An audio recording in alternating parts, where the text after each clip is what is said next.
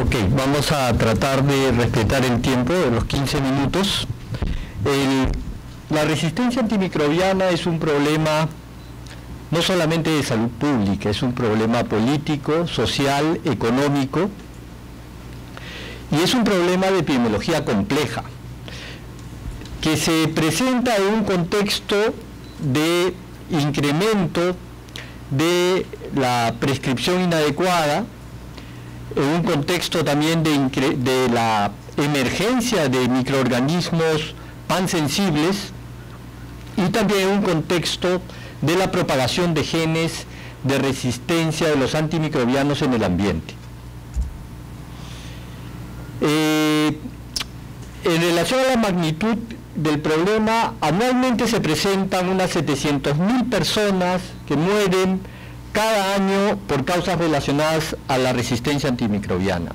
Y el consumo de los antimicrobianos entre el año 2000 y 2010 ha incrementado aproximadamente en un 40%.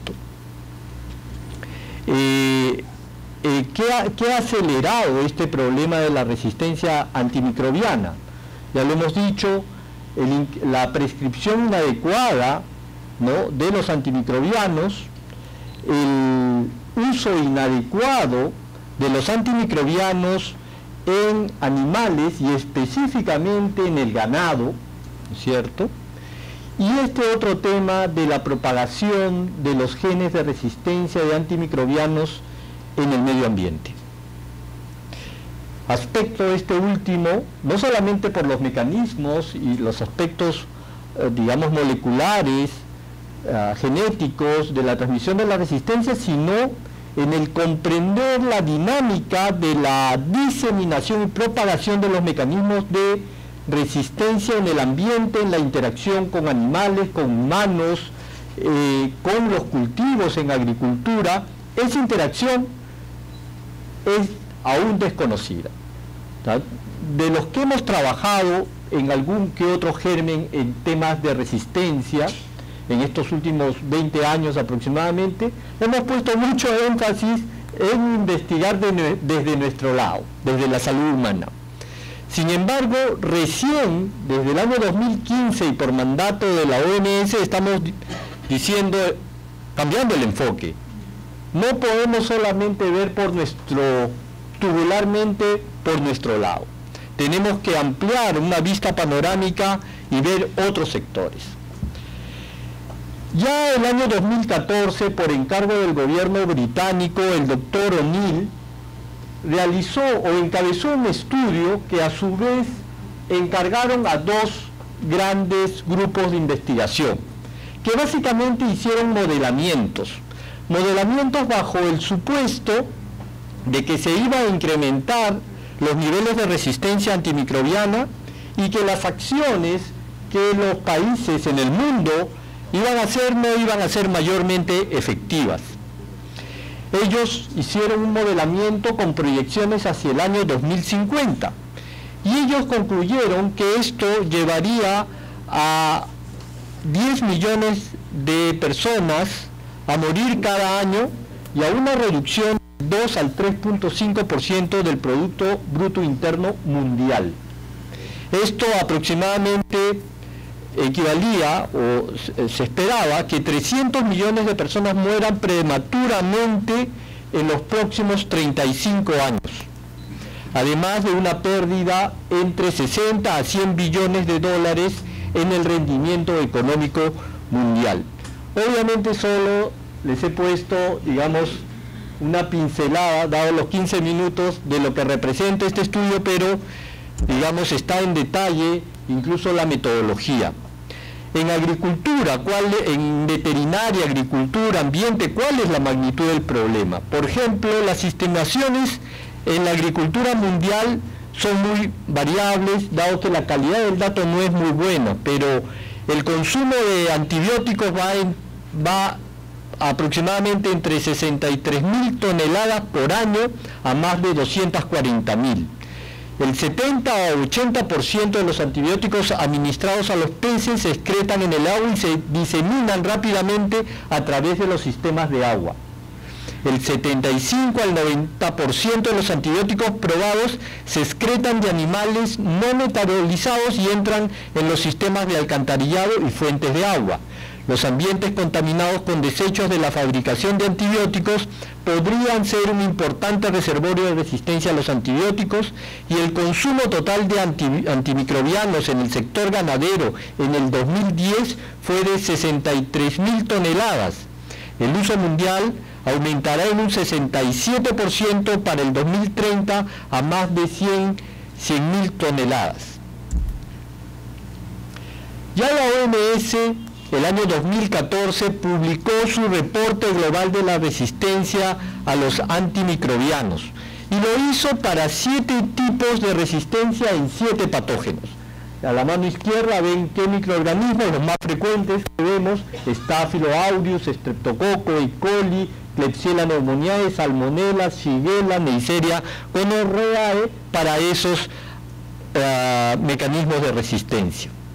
¿Y qué es lo que vio? Obviamente esto también es una pincelada de todo el reporte, pero estos son bacterias comunes causantes de infecciones en hospitales que la doctora Coralí García nos va a desarrollar, pero así a grosso modo. Por ejemplo, la Escherichia coli, resistente a cefalosporina de tercera generación, se encuentran en 5 de 6 continentes a nivel mundial tasas de resistencia del 50% o más, ¿no?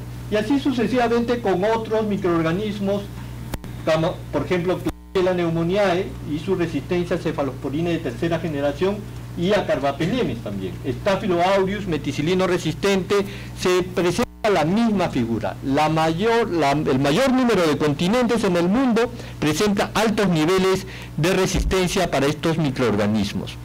Hace menos de una semana, Lancet publicó en su versión online un estudio bien interesante, un mega estudio, un estudio de prevalencia puntual del consumo y resistencia a antimicrobianos en pacientes adultos hospitalizados, que englobaban 53 pacientes en 303 hospitales. ¿Qué hicieron este grupo de investigadores? Hicieron un estudio transversal, prevalencia de punto, y les dijeron a los hospitales: ¿saben qué? Cojan un día entre el 1 de enero del 2015 o el 30 de septiembre del 2015, un día, y apliquen la encuesta electrónicamente. Ellos encontraron que la prevalencia de uso de antimicrobianos, ¿no?, por lo menos de uno, aunque sea de uno, era casi un 34%. Los 3 principales antibióticos prescritos en todo el mundo, en estos 53 países, fueron penicilinas con inhibidores de las beta-lactamasas, cefalosporina de tercera generación y fluoroquinolonas. Los carbapenémicos se recetaron con mayor frecuencia en América Latina, pero también en algunas partes de Asia. Y la prevalencia de infecciones asociadas a la tensión en este estudio de prevalencia fue en las Américas casi del 12%. Bien interesante.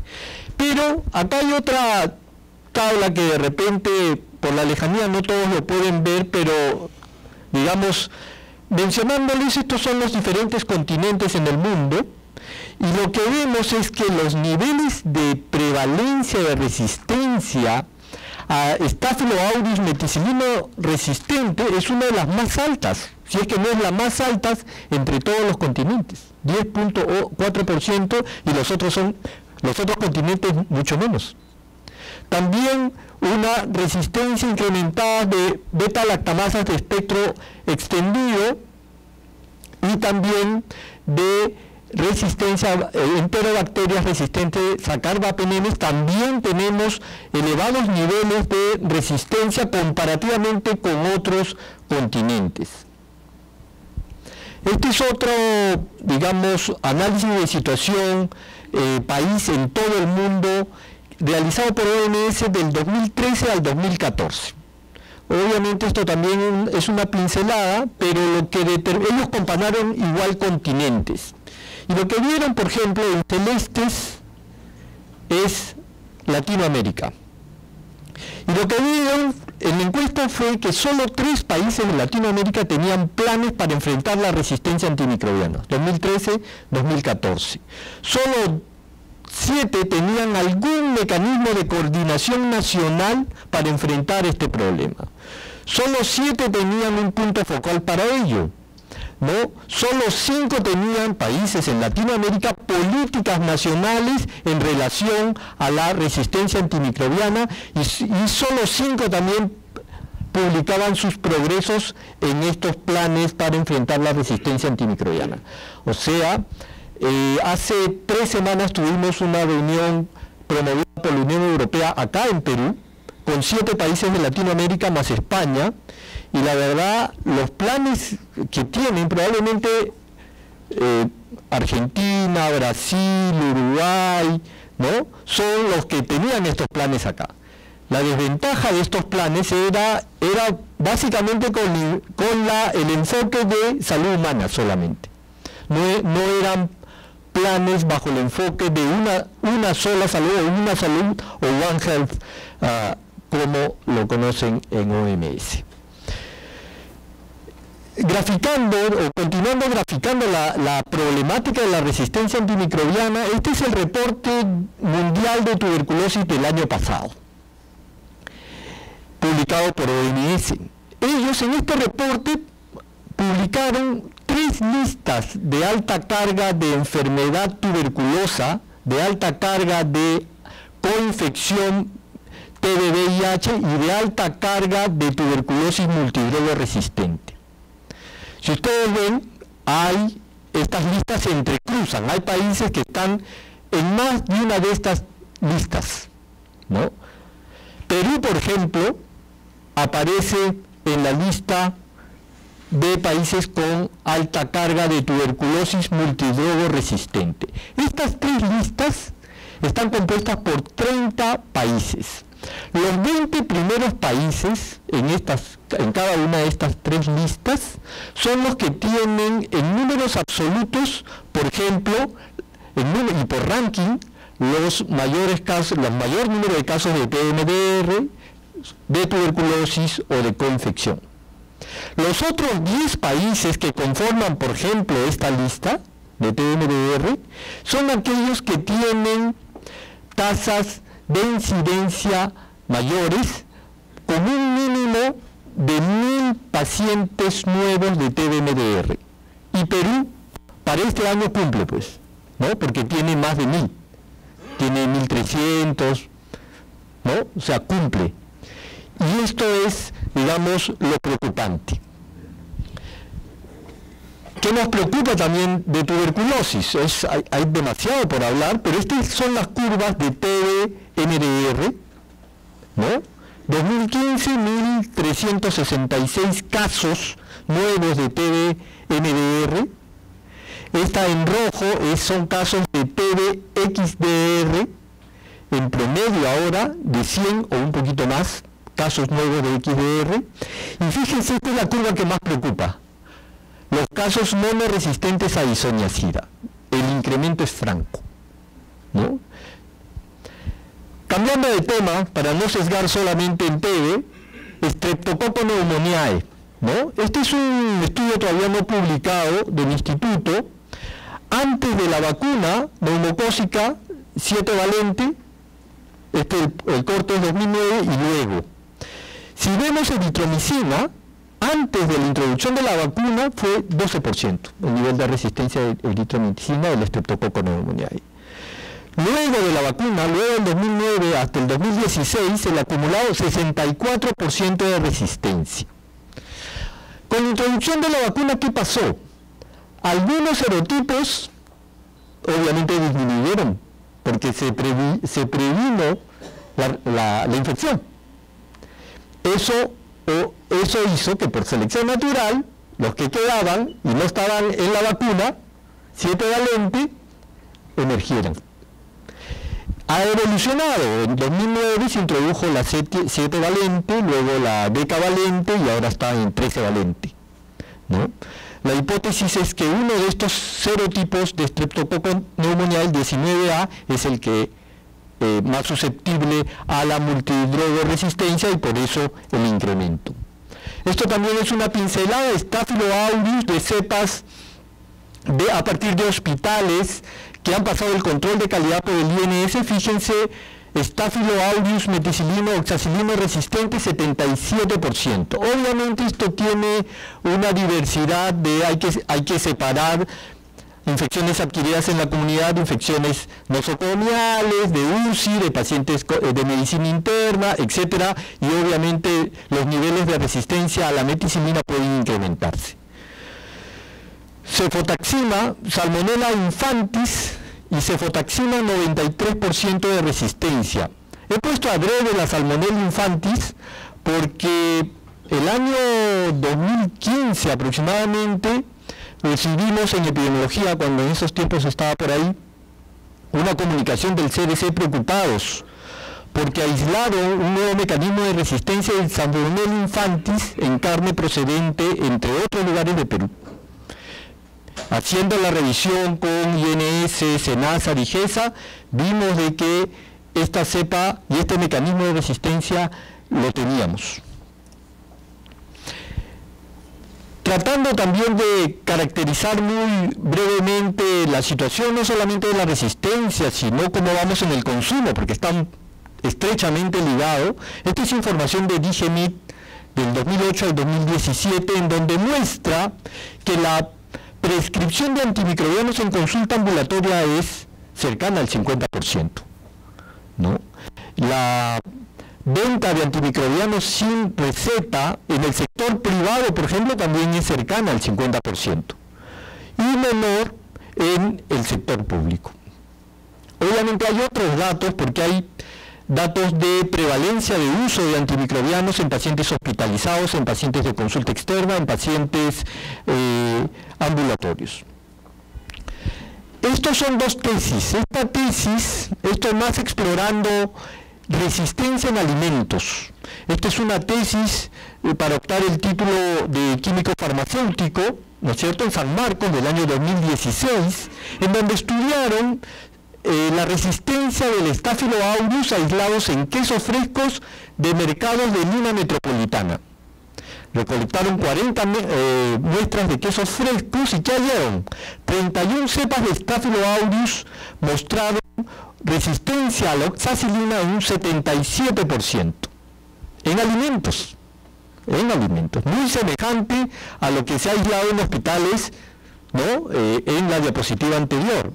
Esta es otra tesis, pero para optar el título de médico veterinario de la Universidad Ricardo Palma del año pasado, 2017, y ellos investigaban la sensibilidad antimicrobiana de cepas de salmonela, ¿no?, y estudiaron 95 cepas en órganos de aves entre el 2012 y el 2014.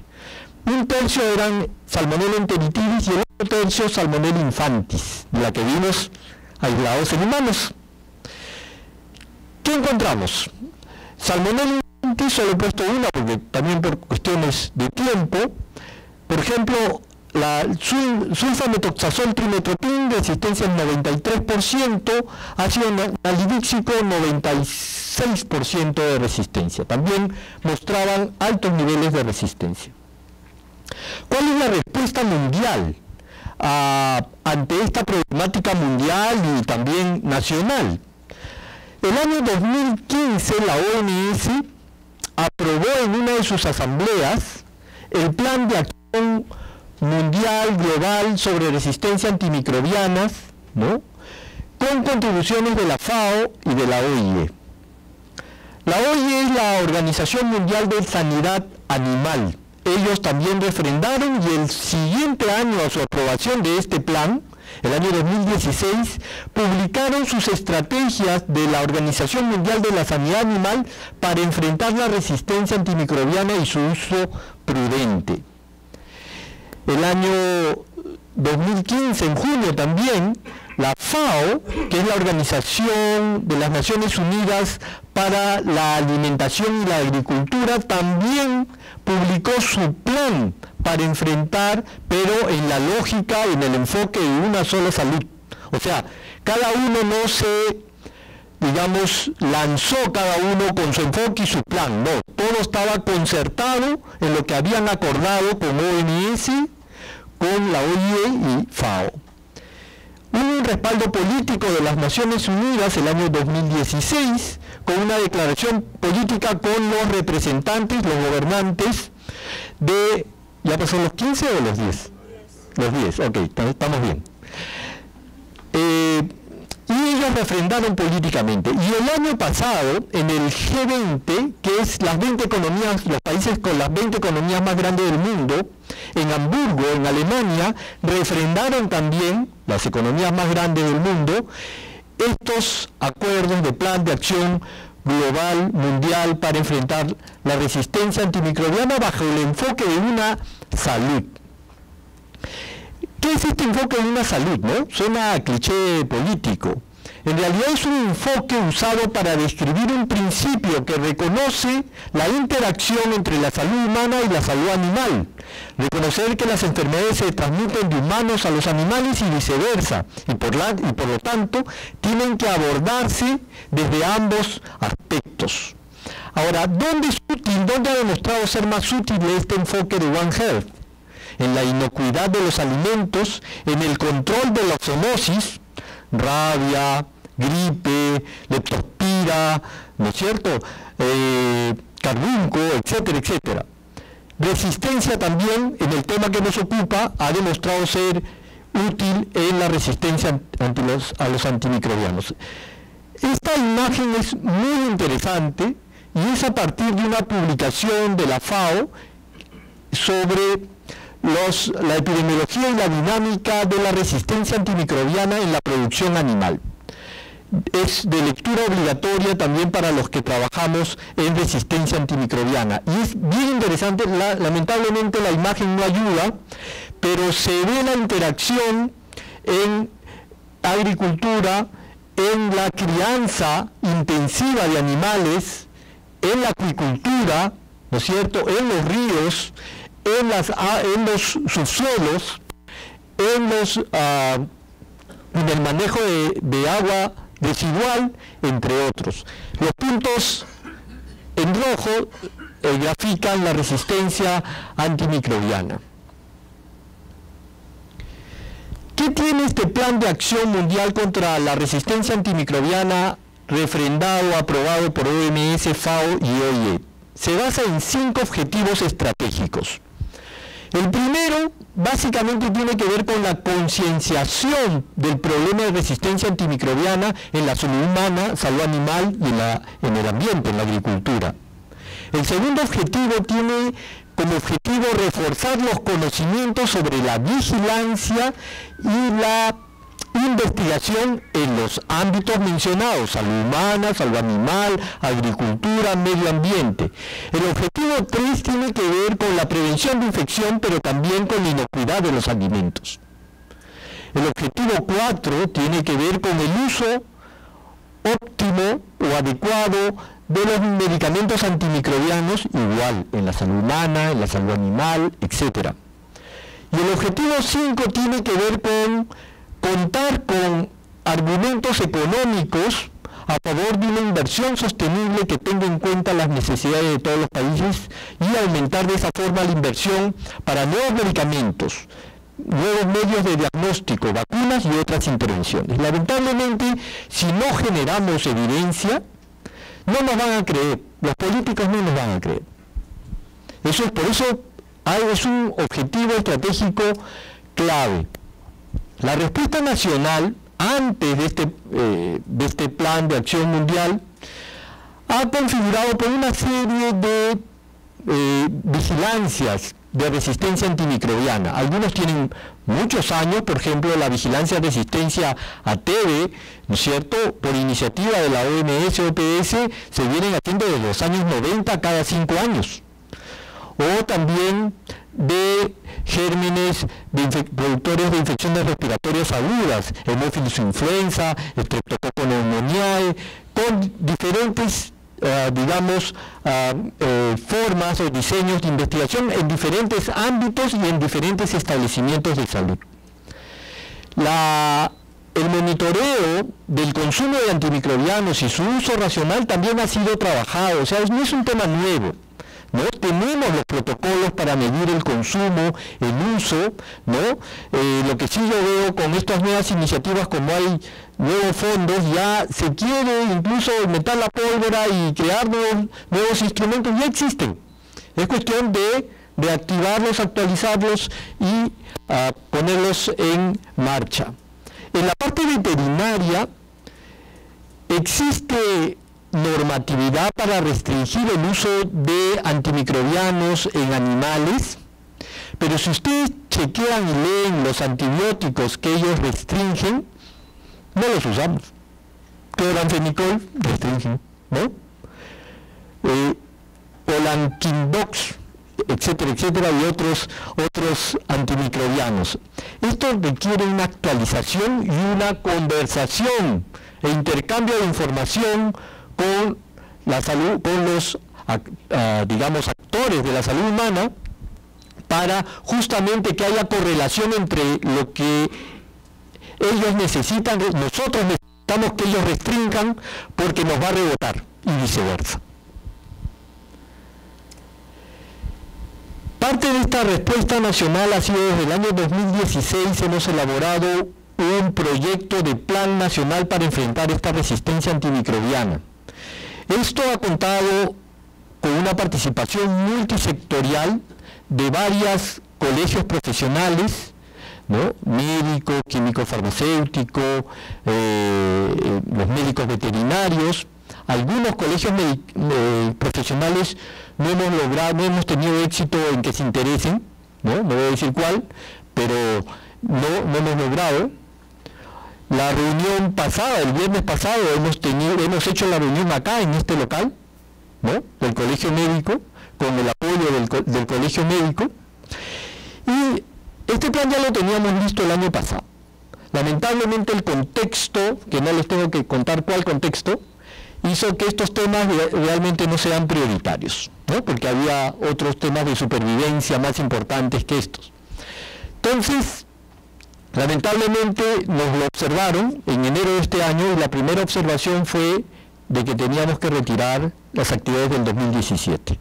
Obviamente, si no nos lo aprobaron en el 2017, eso quedaba desfasado, y en ese esfuerzo estamos nuevamente todos nosotros.